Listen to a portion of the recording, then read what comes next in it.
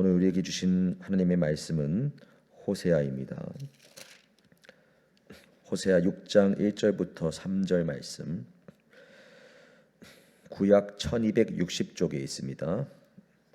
구약 1260쪽 호세아 6장 1절부터 3절 말씀입니다.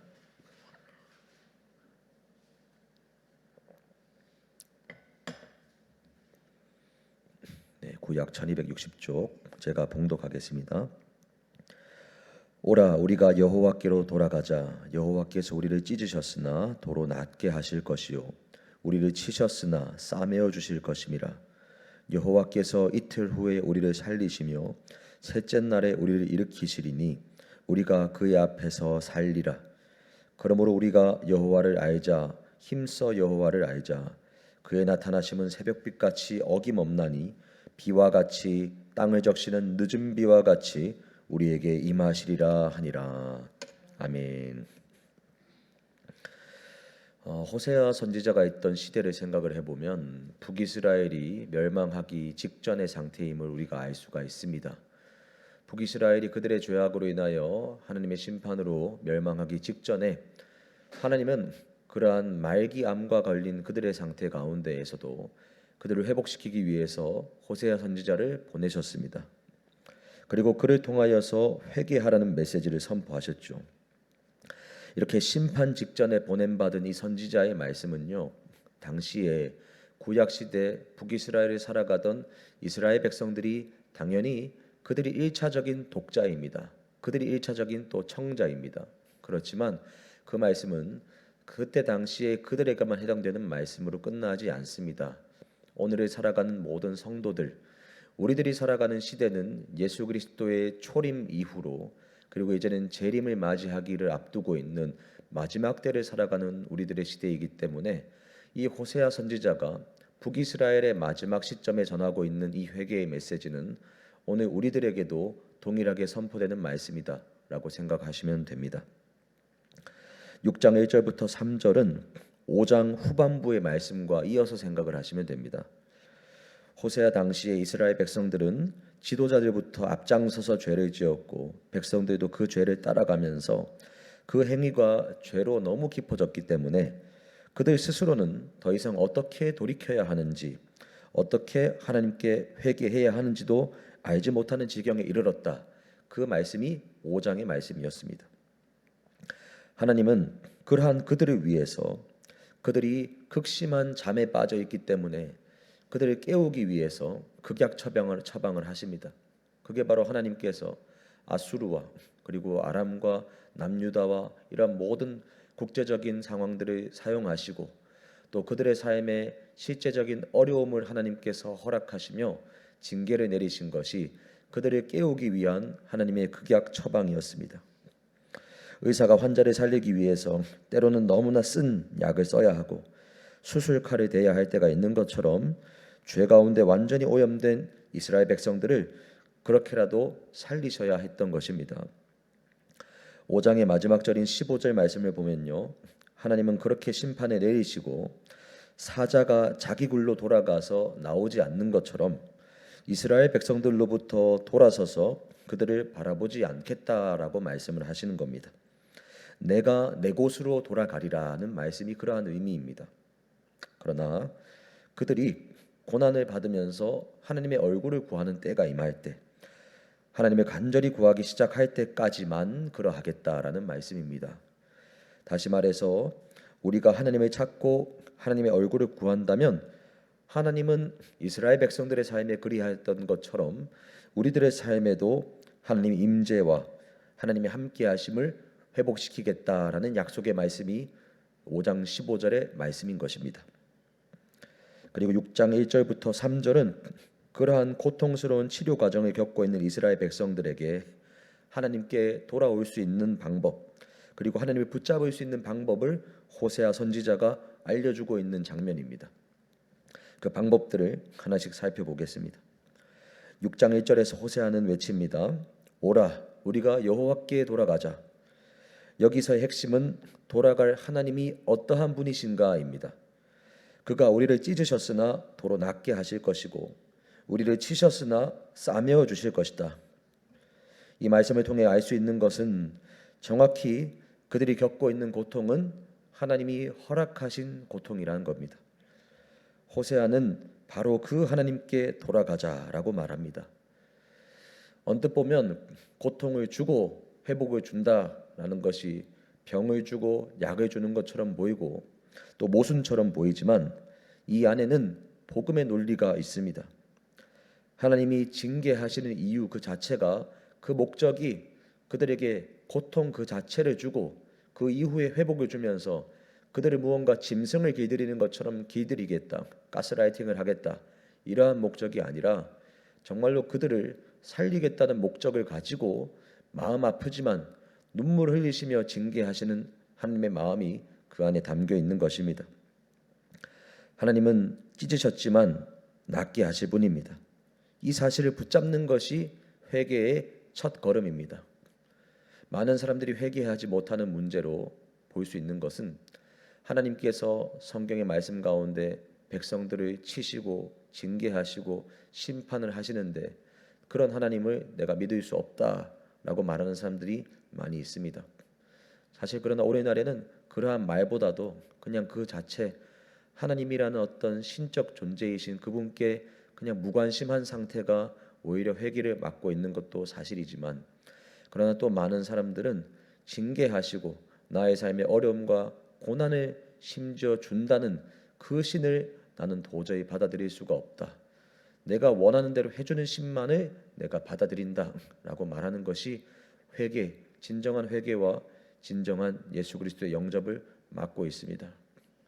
그러나 잘 생각해 보면 내 삶의 행복만을 주고 내 삶의 원함을 채워주는 신만에 내가 믿겠다는 것은 정말로 그 사람이 신을 믿겠다고 하는 것인지, 내 마음대로 다 해주고 만족을 주는 로봇이나 아니면 어떤 인형을 내가 만들어서 믿겠다는 것인지, 그 부분은 생각해 볼 필요가 있습니다. 오늘 저 여러분의 삶에서도 마찬가지입니다. 지금 우리가 겪고 있는 이 시간은 하나님께서 우리에게 고통 그 자체만을 주기 위해서 주시는 시간이 결코 아닙니다. 오히려 하나님이 허락하고 계시는 지금의 시간이 나를 궁극적으로는 살리는 시간이 될 줄로 믿습니다. 그러할 때 우리가 어디로 가야 하는지 성경은 말하고 있습니다. 다른 곳이 아니라 하나님께로 돌아가야 한다라는 것입니다. 2절도 같은 맥락입니다. 이틀 후에 살리고 셋째 날에 일으키신다라고 말하고 있죠. 그런데 우리가 여기서 생각해 볼 부분은 그럼 첫째 날은 어디에 있는가라는 겁니다. 이틀 후에 살리고 셋째 날에 일으키신다. 그러면 첫째 날에는 어떤 일이 일어나는가? 첫째 날은 고통을 견뎌야 하는 시간입니다. 고통을 견디고 죽음과 같은 그러한 시간을 통과해야 하는 때가 있다라는 의미입니다. 하나님은 그저 그 고통의 시간을 단번에 없애주시지 않습니다. 그러할 수 있지만 그러시지 않습니다. 다만 그것이 끝이 아니라는 것을 오늘 말씀에서 알려주십니다. 이틀 후에는 살리시고 셋째 날에 일으키신다는 것은 고난의 때가 있지만 반드시 회복의 때가 온다라는 확실한 약속의 말씀입니다. 지난주까지 저희가 같이 공부했던 수요 성경 공부 시간에 다니엘의 예언도 같은 맥락이죠. 마지막 때 성도들이 겪게 되는 환난의 시간이 분명히 있지만 그것이 끝이 아니라 고통 속에서도 하나님께 돌아가는 사람들이 있고 성도들이 정결해지는 시간으로 그 환난의 때를 통과하게 되고, 그리고 그 시간은 반드시 한 때와 두 때와 반 때를 통해서 일시적으로만 있을 뿐이지 영원한 시간이 아니라는 것입니다. 결국에는 주님께서, 백보좌에 앉으신 주님께서 이 땅 가운데 완전하게 임하시고 심판하시는 때가 임하고, 그러한 날에 정말로 의인은, 예수 그리스도를 영접한 의인은 영원한 생명의 부활로 다시 살아나게 된다는 것이 다니엘 말씀을 통해서도 이미 우리가 보았습니다. 힘든 순간이 있을 때, 그러할 때 우리가 마음의 힘으로만 버티려고 해서도 안 됩니다. 사람은 생각보다 훨씬 더 많이 흔들립니다. 눈에 보이는 현실, 그리고 지금 당장 나의 피부로 와닿는 고통 앞에 인간은 생각보다 쉽게 무너집니다.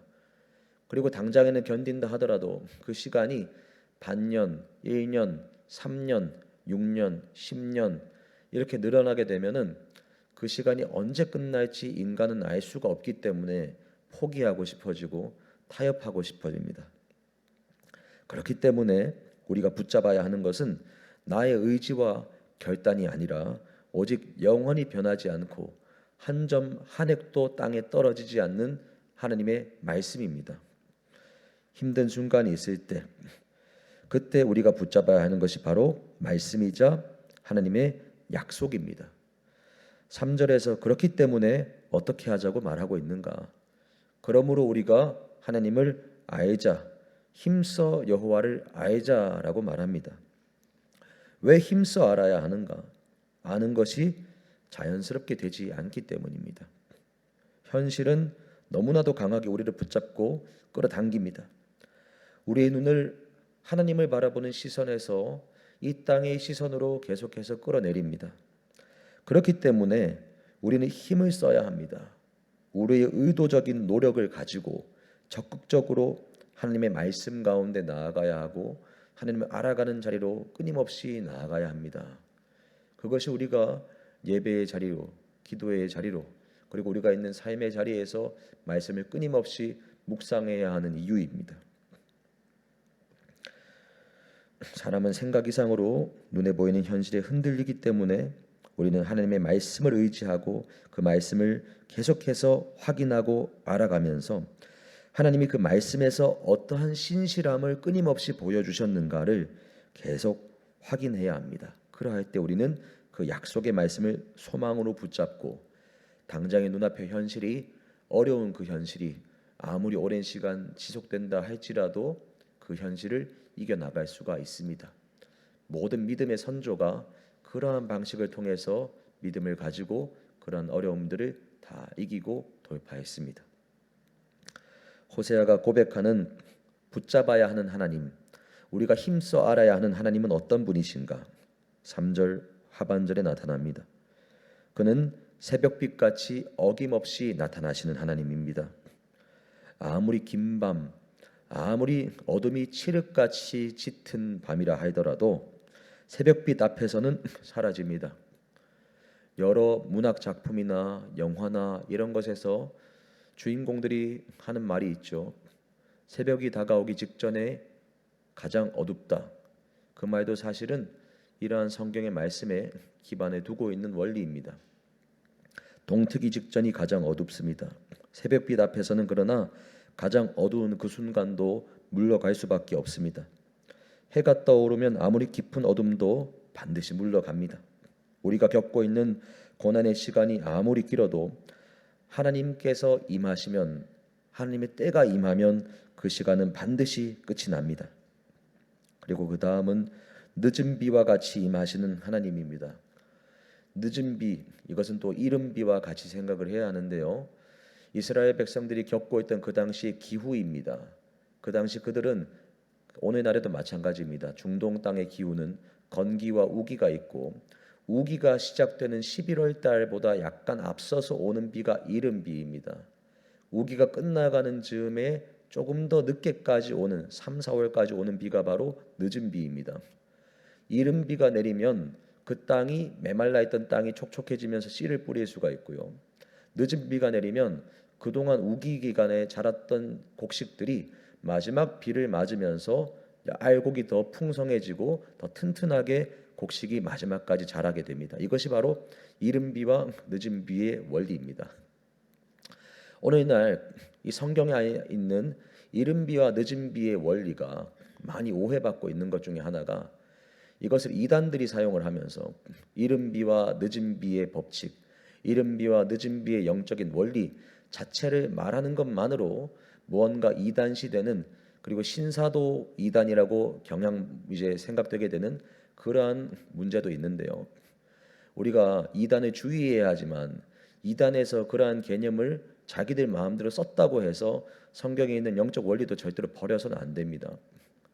그런데 이 이른 비와 늦은 비의 원리 가운데에서 하나님이 늦은 비와 같이 임하신다라는 말씀은요, 추수 직전에 곡식을 가장 풍성하게 익히는 자, 마지막 때 하나님께서 임하시며 정말로 더 폭포와 같이 임하시며 백성들을 회복시키시고 대부흥을 허락하시는 그때가 예수 그리스도의 마지막 때, 재림의 때 이전에 반드시 있다라는 말씀입니다.